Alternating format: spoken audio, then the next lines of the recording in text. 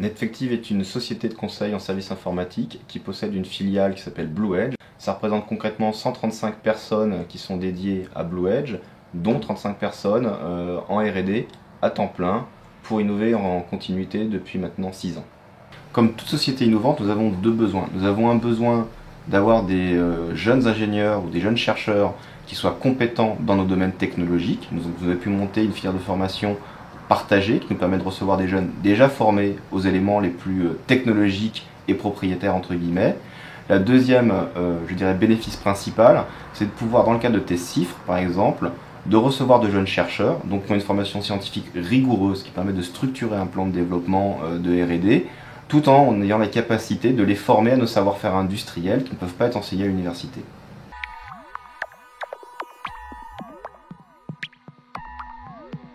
J'effectue ma CIFRE actuellement donc à Netfective Technologies, qui est une petite entreprise, une PME qui est innovante et qui a un pôle R&D très compétent.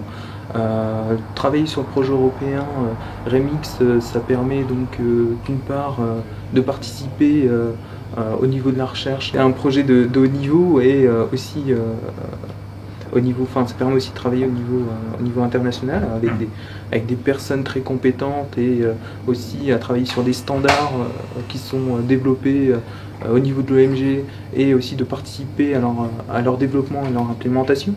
Ça permet aussi de développer les relations entre l'Université de Pau et les entreprises dans l'Aquitaine. On a vraiment beaucoup de choses en fait, beaucoup d'apports à faire une CIFRE et aussi à s'intégrer dans une entreprise.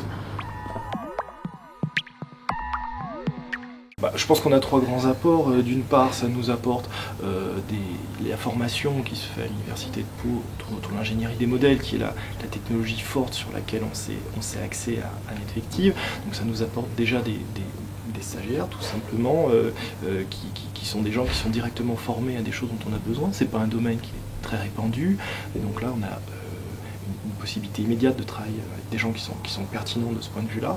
Et après, sur une optique plus de collaboration avec l'équipe de France, l'équipe universitaire, d'une part, ça nous apporte une vraie crédibilité scientifique parce qu'il y a un recul de sa part sur ce domaine d'ingénierie des modèles qui lui permet de nous faire des critiques positives par rapport aux directions qu'on peut prendre, aux solutions qu'on propose au marché, et donc de nous assurer qu'on ne va pas partir dans des impasses, des directions qui auraient déjà été étudiées et qui sont connues comme ne fonctionnant pas. D'autre part, je pense qu'il y a aussi un effet de réseau par rapport à la région, par rapport à des projets européens, où il y a quand même une facilitation de sa part, une capacité à nous proposer des contacts pertinents, des relations qui peuvent être en dehors des sphères strictement industrielles auxquelles on est habitué, et donc ça peut mettre en place des synergies supplémentaires.